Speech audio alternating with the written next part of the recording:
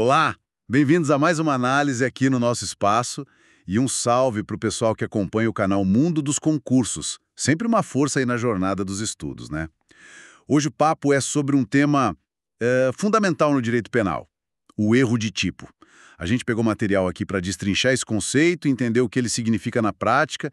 Vamos lá, tentar descomplicar isso. Para começar, o que é, afinal, esse tal de erro de tipo? Basicamente, é quando a pessoa comete um ato, mas ela está enganada sobre algum elemento importante que define aquele ato como crime. Tipo, uma falsa percepção da realidade. O Código Penal até traz isso logo no artigo 20, no caput. Diz assim, ó, artigo 20. O erro sobre elemento constitutivo do tipo legal de crime exclui o dolo, mas permite a punição por crime culposo se previsto em lei. E o interessante, né, o ponto-chave aqui, é que esse erro é sobre os fatos. É como a pessoa viu a situação. Não é que ela não conhecia a lei, sabe? É um engano sobre o que estava acontecendo de verdade. E essa visão errada impacta tudo na análise jurídica. Entendi. É um erro de percepção mesmo. E aí, dentro disso, tem tipos diferentes de erro, certo? Acho que o primeiro é o erro de tipo essencial, aquele que mexe com a base do crime. Exatamente. Esse é o que recai sobre um elemento que, se a pessoa soubesse, talvez nem agisse ou agiria diferente. E ele tem duas formas, dependendo se dava para evitar ou não. Tem o erro essencial inevitável, que a gente chama de excusável. Acontece quando, olha, qualquer pessoa naquela situação, mesmo tomando cuidado, cometeria o mesmo engano. Nesse caso, a consequência é total. Exclui o dolo e também a culpa. A pessoa simplesmente não responde por crime nenhum. E a outra forma? É o erro essencial evitável, o inexcusável. Aqui a história é outra. Se a pessoa tivesse sido um pouco mais cuidadosa, mais atenta, ela teria percebido o engano. Aí o que acontece? O dolo, a intenção de cometer aquele crime específico, é excluído. Mas como houve uma falta de cuidado, ela pode sim responder por crime culposo, claro, se existir essa modalidade para aquele crime na lei. O exemplo clássico do caçador ajuda a visualizar, né? O sujeito está lá na mata, atira num vulto, achando que é um animal, Isso. mas era uma pessoa.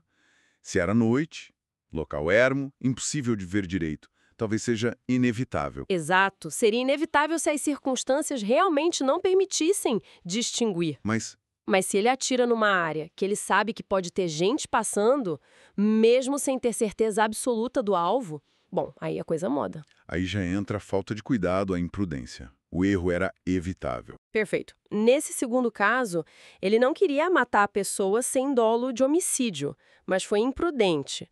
Então, responderia por homicídio culposo, porque o erro podia ter sido evitado com mais cautela.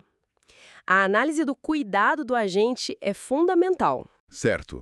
Então, esse é o essencial. Agora, e o erro de tipo acidental? Pelo nome, imagino que seja algo menos drástico. Ele não mexe com a existência do dolo ou da culpa da mesma forma. O erro aqui é sobre elementos secundários, que não definem o crime em si, mas podem alterar a pena ou a forma como ele é visto. E quais são esses tipos acidentais? Bom, temos alguns. Primeiro, o erro sobre a pessoa, o erro em persona. O agente confunde a vítima. Ele quer atingir A, mas por engano atinge B pensando que B era A. O Código Penal trata disso no artigo 20, parágrafo 3º. Deixa eu ler aqui.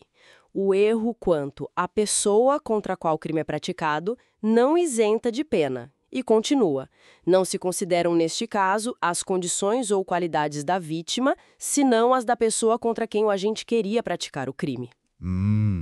Tipo, ele queria matar o João, mas confunde com o Pedro, que é irmão gêmeo, e mata o Pedro. Exatamente. Nesse caso, ele vai responder pelo crime como se tivesse matado o João, considerando as características que o João tinha, e não as do Pedro, para fins de cálculo da pena, agravantes, etc. Entendi.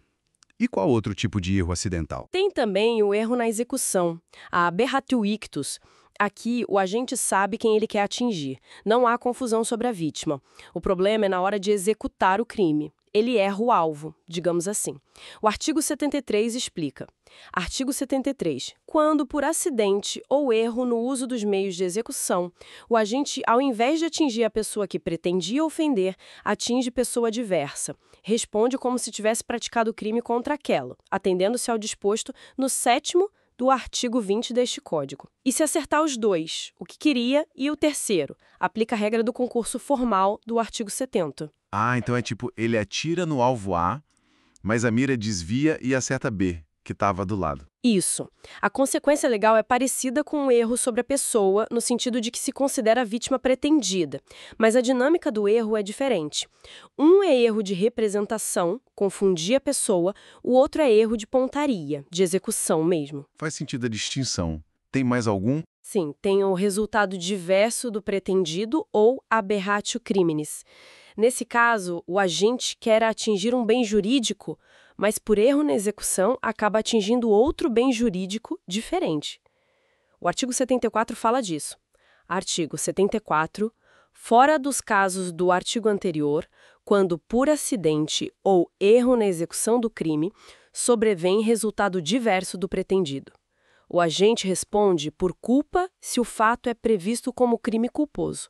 Se ocorre também o resultado pretendido, aplica-se a regra do artigo 70 deste Código. Um exemplo seria, sei lá, jogar uma pedra para quebrar a vitrine de uma loja, crime de dano, mas errar e acertar uma pessoa que passava, lesão corporal. Perfeito.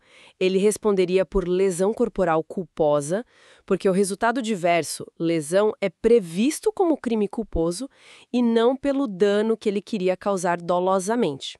A não ser que ele também conseguisse quebrar a vitrine. Aí seria outra história, concurso de crimes. Complexo, hein? E para fechar os tipos de erro, tem o tal do erro de tipo permissivo, as discriminantes putativas. Esse é quando a pessoa acha que está agindo em legítima defesa, por exemplo, mas na verdade não está. Exatamente essa a ideia. O agente erra sobre a existência dos fatos, que justificariam a ação dele, que tornariam a conduta lícita. Ele pensa que está numa situação de legítima defesa, estado de necessidade, etc., mas essa situação é imaginária, só existe na cabeça dele. E aí quais as consequências? Volta à lógica do essencial. Justificante for inevitável, ou seja, qualquer um no lugar dele acharia que estava em perigo, ele fica isento de pena. Exclui-se dolo e culpa.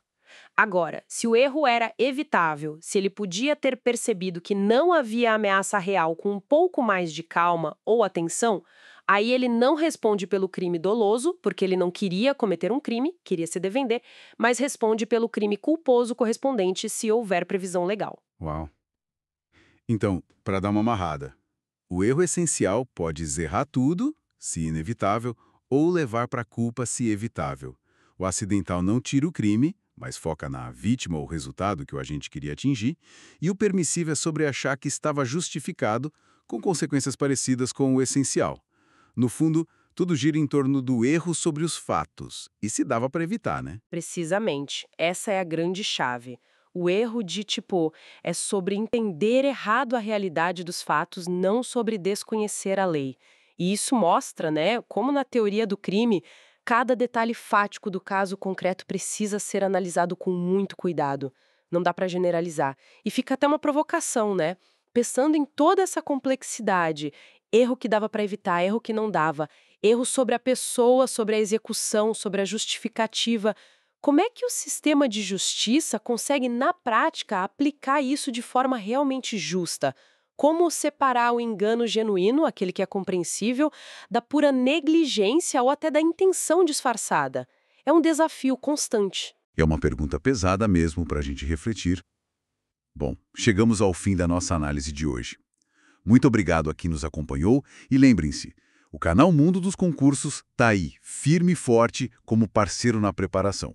Contem com o conteúdo e o apoio. Até a próxima.